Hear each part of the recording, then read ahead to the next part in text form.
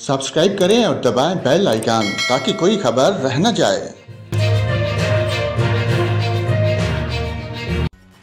और नाज़रीन, आपको बताएं, लाहौर में दिन भर शदीद हबस के बाद रात होते ही आंधी के साथ मानसून की पहली तेज बारिश हुई, जिससे गर्मी की शिद्दत कदरे कम हो गई।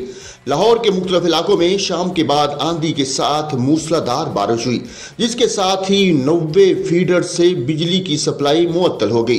वास्ता के मुताबिक गुलबर्ग में 28 मिलीमीटर, लक्ष्मी चौक और कुर्तबा चौक में 18 मिलीमीटर, जबकि जेल रोड पर 25 मिलीमीटर बारिश रिकॉर्ड की गई।